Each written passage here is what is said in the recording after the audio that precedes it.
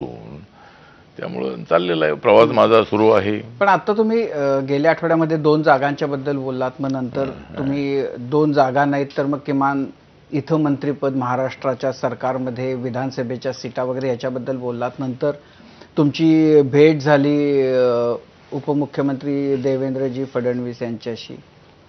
काय तुम्हाला काय आश्वासन मिळाले? तुम्ही समाधानी आहात का? नाही, एक तर असं आहे की आता मी तसा लोकसभेतला माणूस आहे. एकदा मी 98 मध्ये मुंबईमध्ये निवडून आलो होतो. 99 आणि 2004 मध्ये मी पंढरपूरमध्ये निवडून आलो होतो. आणि चौथ्या वेळेला मी शिर्डीमध्ये उभा राहिल्यानंतर मी त्या ठिकाणी पडलो म्हणा किंवा मला पाडण्यात आलं. आणि माझ्या पराभवाचं कारण राजू हे आहे की माननीय बाळासाहेब विखे पाटील हे मुंबईत असताना एकत्रितपणे आम्ही होतो म्हणजे लोकसभेमध्ये. ज्यावेळेला त्यांचा मतदारसंघ जो कोपरगाव नावाचा होता तो शिर्डी नावाने रिझर्व्ह झाला, तर ते अनेक वेळेला माझ्याशी बोलत होते की आठवलेजी तुम्ही शिर्डीमध्ये उभे राहा, आणि त्यांच्यासाठी नगरची जागा हवी होती. शरद पवारांना ते भेटले होते. आणि मग ज्यावेळेला निवडणूक आली त्यावेळेला माननीय शरद पवारांच्या स्थानिक लोकांनी बाळासाहेब विखे पाटील यांना जागा देण्यासाठी नकार दिला. आणि मग माझ्या प्रचाराला बाळासाहेब विखे पाटील आले. माझी तिकीट त्यावेळेला 2009 मध्ये शेवटी अनाऊन्स करण्यात आली. आणि मला असं वाटत होतं अगोदर की शिर्डी लोकसभा मतदारसंघामध्ये मी पंढरपूरमध्ये पहिल्यांदा मुंबईतून गेलो त्यावेळेला 2,60,000 मतांनी निवडून आलो होतो. आणि त्यावेळेला देशामध्ये माझा 6वा नंबर होता मार्जिनमध्ये.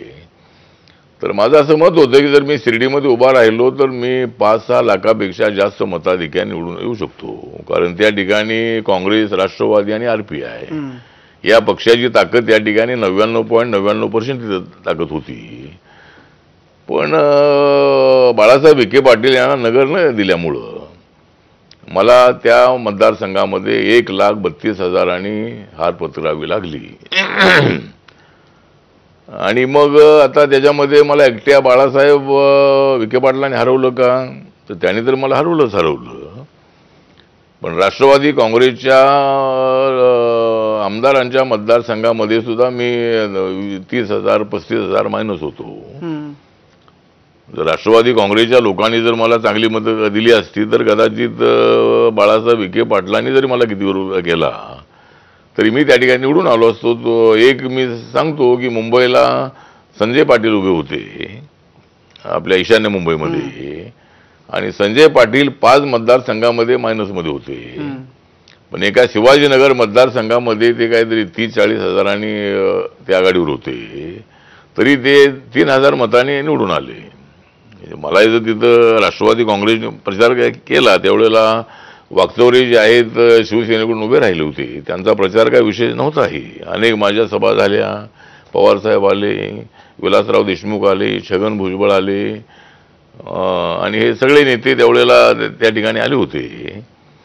परंतु मला त्या ठिकाणी हार पत्करावी लागली. म्हणून माझी अशी इच्छा होती की मला शिर्डीमध्ये मी तसा लोकसभेतला माणूस आहे आणि देशभरामध्ये लोक हे पाहत होते की आपल्याला सीट मिळते की नाही आहे, आणि मी लोकसभेमध्ये यावं अशा पद्धतीची लोकांची इच्छा होती, कार्यकर्त्यांची इच्छा होती.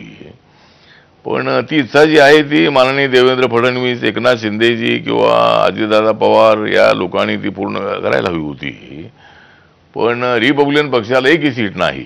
आणि मला अनेक वेळेला मीडियातून प्रश्न विचारले जातात की सीट नाही मिळाली तर काय करणार तुम्ही, काय करणार आहात तुम्ही. तर आता माझ्यासमोर असा पर्याय मला असं वाटतं की नरेंद्र मोदींच्या नेतृत्वाखाली देश अत्यंत गतिशीलपणे पुढे जातो आहे. नरेंद्र मोदी हे संविधान अजिबात बदलणार नाही. ते इंडिया आघाडीचे लोक पुन्हा पुन्हा सांगतायत की संविधान बदलणार, ही लोकशाहीला मजबूत करण्यासाठी आम्ही एकत्र आलेलो आहोत. म्हणजे लोकशाहीला मजबूत करण्यासाठी ज्यावेळेला सत्तेवर होता त्यावेळेला आपण काय केलं आपण. आणि भारत जोडो यात्रा माननीय राहुल गांधीजी काढतायत, तर तुम्ही तुमच्या काळामध्ये भारत जोडला नाही का तुम्ही? आता तुम्हाला भारत जोडण्याची वेळ तुमच्यावर आलेली आहे. त्यामुळे भारताला कोणी तोडू शकत नाही. छोटे मोठे वाद होत असतील, हिंदू मुसलमानाचे दंगे कधी होतात, दलितांवर अत्याचार होतात, हे जर सगळं खरं असलं तरी बाबासाहेब आंबेडकरांची भूमिका हीच होती की देशासाठी, अखंड भारतासाठी आम्ही आवाज उठवला पाहिजे, आम्ही संघर्ष केला पाहिजे आणि तेवढ्याला व्यक्तिगत प्रश्न बाजूला ठेवून आपण देशासाठी एकत्र आलं पाहिजे. ही शिक्षण बाबासाहेबांकडून आम्ही शिकलेलो आहोत. त्यामुळं आता हे आघाडीवाले जे आहेत ते सारखे सांगतात की ती मोदीजी संविधान बदलतील, 400 पार झाले की म्हणजे मोदीजी करणार आहे 400 पार. मग का होणार नाही इंडिया आघाडीची हार? आम्ही जर करणार आहोत गावागावामध्ये जाऊन त्यांच्यावर वैचारिक वार.